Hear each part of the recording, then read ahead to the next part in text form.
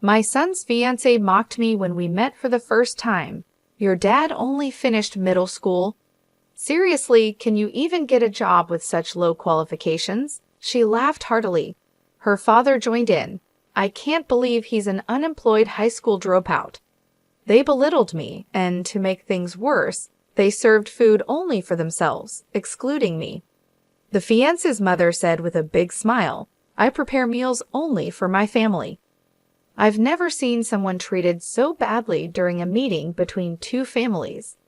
I decided to get back at the 5 rude people, including my son, and told them to say whatever they wanted before storming out of the restaurant. My name is Eric Roberts. I just turned 59 this year, and I have a 24-year-old son named Larry. But my relationship with my son is strained, and he never comes to my house. I've often regretted how I raised him, as this led to the situation we're in now. I lost my beloved wife when Larry was still in elementary school. My wife had been frail since childhood, and she passed away at the young age of 47. At my wife's funeral, I didn't care about the judgmental looks from relatives. I sobbed like a little kid. Larry was more composed, telling me, Dad, it's sad, but let's say our goodbyes to Mom. But my grief only lasted during the funeral. Back then, I was running a real estate business I had inherited from my father. The day after my wife's funeral, I woke up to phone calls from clients. That's right, I had loyal clients to take care of, and I had to raise Larry on my own. Those phone calls snapped me out of my grief, and I headed to my office. At the same time, I took part in school events and PTA meetings, filling the role my wife had played all by myself. There's no way my clumsy self could juggle work and school events perfectly on my own. I quickly gave up and decided to temporarily close my business. I handed over my clients to another real estate agency so I could spend time with Larry. But when I went to his school, Larry glared at me and said, Dad, I told you not to come. He even complained, Don't tell anyone you're my dad. Without saying whose parent I was or why I was at the school, I would just be some stranger. Even today, I'm wearing a name tag that says Roberts as I participate in PTA activities. I couldn't understand why my son suddenly started giving me the cold shoulder, but it didn't take long for the truth to come out. Hey, isn't that your dad? What's he doing at school on a weekday? Does he have nothing better to do?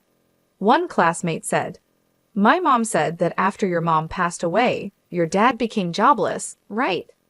Larry remained silent and looked down as his classmates taunted him. I quickly rushed over and told them, I'm just taking some time off work. It's like your summer or winter break. But this only made things worse for Larry. Your dad's just pretending to be on break. Your family's poor. I'll share my bread from lunch with you, one kid said.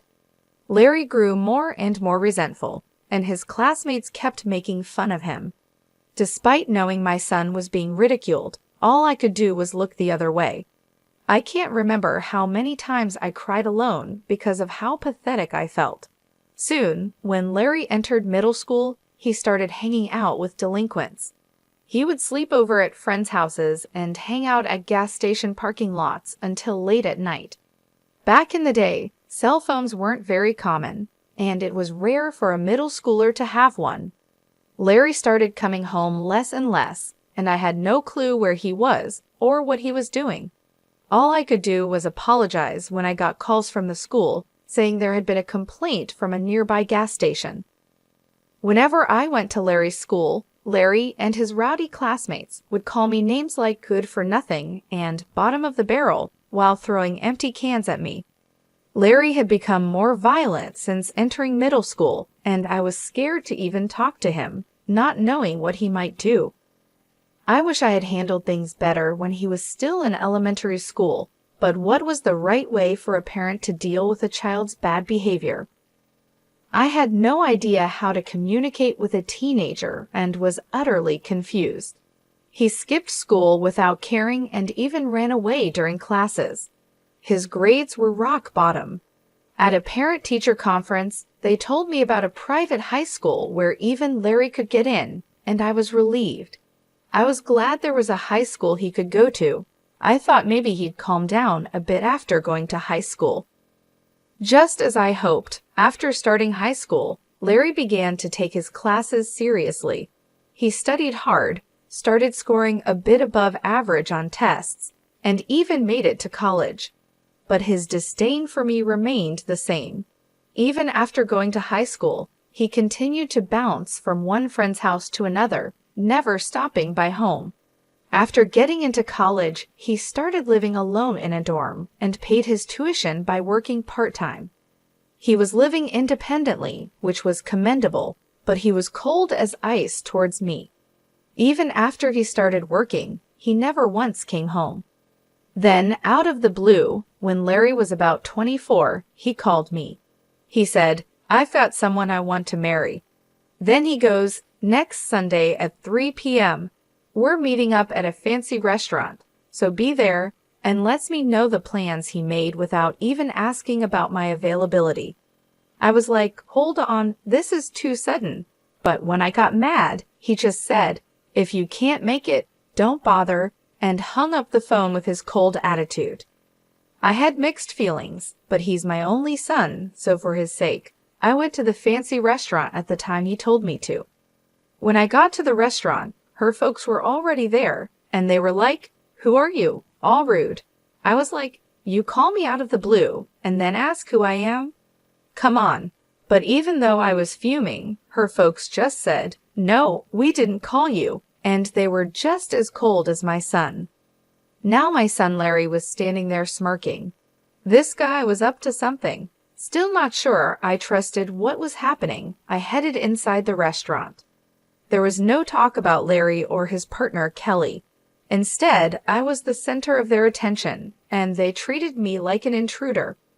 Then Larry started saying, "This guy here dropped out of high school and worked, but after Mom passed, he's just been loafing around, telling Kelly and her folks." I was like, hey, this isn't the time or place, but he didn't care. Then, to top it all off, Kelly burst out laughing, saying, "For real? Can a person even get hired with just a middle school education?" Kelly's dad added, "Wow, raised by a high school dropout and layabout, but you're here with a college degree and a job at a big company. You took your old man as what not to be, huh?" Praising Larry. I was too tired to argue and was about to say what you want, I'm out of here, but then a waiter came in from behind me with the food. "Sorry for the wait," he said. "Oh right, the food hadn't even come yet." I was so upset I forgot. I tried to calm down, thought I'd just eat what was in front of me and leave, but the food that got brought out was only for Larry, Kelly, and Kelly's parents. The waiter said, "I'm sorry, we had a reservation for 5, giving me this look." Kelly's mom said, "Yes, that's correct. He's not our family, so don't mind him," giving the waiter a sweet smile. The waiter looked all kinds of uncomfortable and backed out. Just as I was about to lose it, Kelly's dad cut me off. He said, "We don't want anything to do with some deadbeat high school dropout. Our family and relatives are all bank employees, doctors working at major companies. You don't belong here. Please leave." That was enough. I said, "Is education and job history all you care about? Aren't you folks a bit off your rockers?" and got up to leave. To that, Kelly's dad said, "I work at Bank of New York Mellon, where education and job history really matter for clients' trust." But of course, a layabout like you wouldn't know. I said, "Oh my, you work at Bank of New York Mellon, huh? That's quite impressive," and walked out. I said that as I was leaving, but they didn't hear me. The next day, I paid a visit to Bank of New York Mellon, where Kelly's dad works. Being called a deadbeat by my son, his classmates, and my son's fiancée and her family, I must admit, I'm not actually a deadbeat. After my wife passed away, I temporarily closed my real estate business. Let me clarify, it was just a temporary closure. I didn't shut it down for good. After my wife's passing, I switched my business to online management so I could prioritize my son's school events and PTA meetings. When I had a physical store, most of my clients were neighbors. But after switching to online management, I could serve customers from all over the country, like people living in small towns about an hour's drive from the nearest train station, and even Americans living abroad. I started getting more consultations about renting and buying properties from these folks. Thanks to the internet, I could expand my property portfolio and cater to a broader clientele. Running a real estate business online made things possible that seemed like a dream. Additionally, I was quite active in stocks and investments as a hobby. Currently, I have $70 million deposited in Bank of New York Mellon, where Kelly's dad works. Upon arriving at the bank, I promptly requested to speak with the branch manager and informed him about everything that happened the day before. I said, I was told by one of your employees that this bank operates on trust, built on educational background and work history. So I've lost all trust in this bank because of that statement. Could you please proceed with the account closure? The branch manager kept apologizing profusely and finally explained the account closure process with a face on the verge of tears. Oh, I almost forgot about something important. There's this troublemaker who has not paid the rent for the apartment I own for 3 years. I had been letting it slide, thinking he's my son, but no more. I mailed my son a notice demanding 3 years' worth of rent. 5 days later, Kelly's dad and my bonehead son came storming into my house. Why did you rat me out to the branch manager? That was underhanded, Dad. What's the deal with that notice? If you're the manager, cover for me. I sighed and said, I lost trust in the bank after learning about your practice of judging clients based on education and work history. Are you panicking just because of what one person said? Do you have something to hide? And Larry, just because we're family doesn't mean you can skip paying rent. Pay your own rent. Kelly's dad shouted, because you went around stirring the pot, I got a bunch of complaints from my other clients. My boss chewed me out because of what you did. The nerve. Oh no, I didn't stir the pot. I just shared this story as casual conversation with my relatives and clients. I didn't tell them to close their accounts, I said with a smile. My son snapped at me, What clients, Dad? You're just a deadbeat, aren't you? Do you think a deadbeat could afford to build a huge house like this in such a prime location and still maintain this lifestyle?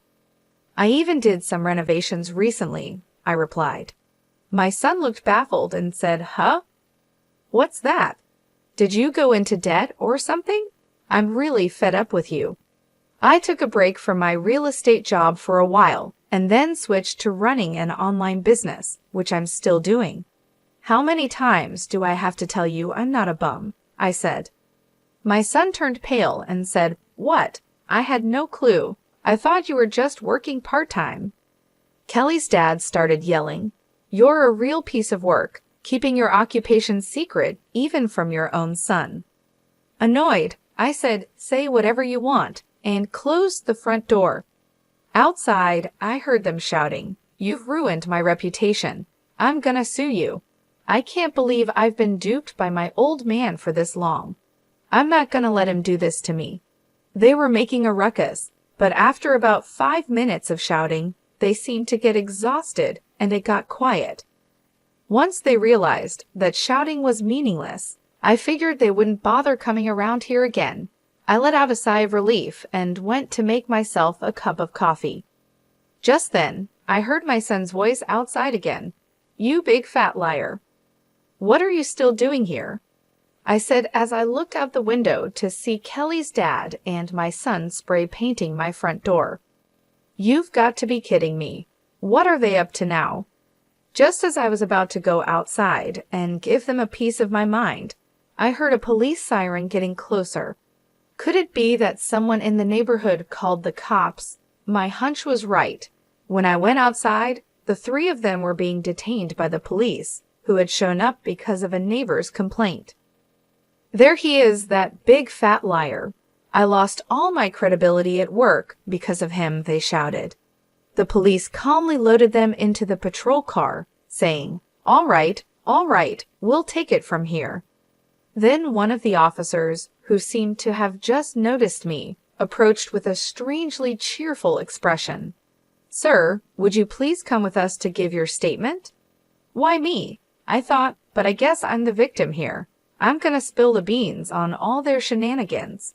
When we got to the police station, I showed the cops a video from my phone. It was footage from the security camera I installed at my front door. The camera had recorded all the yelling and antics. "What a great piece of evidence," the officer exclaimed with a sparkle in his eye. And my questioning was over in a jiffy. My son and Kelly's dad were given a stern warning by the police and had to sign a restraining order to keep their distance from me. It turns out the whole neighborhood had witnessed their crazy behavior. One of my son's coworkers, who lives nearby, had been blabbering about it at the office. "Hey, you won't believe it, but Larry was caught spray painting his own father's house and got hauled off by the cops." I was so shocked I recorded the whole thing. My son became the talk of the town at his workplace and with clients, and his boss ended up demoting him. I went to report the incident to Bank of New York Mellon again, where Kelly's dad worked. When I showed the manager the security camera footage on my phone, his face turned white as a sheet.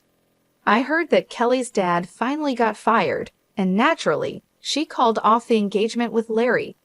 Larry and Kelly's family both fled far away to a rural area.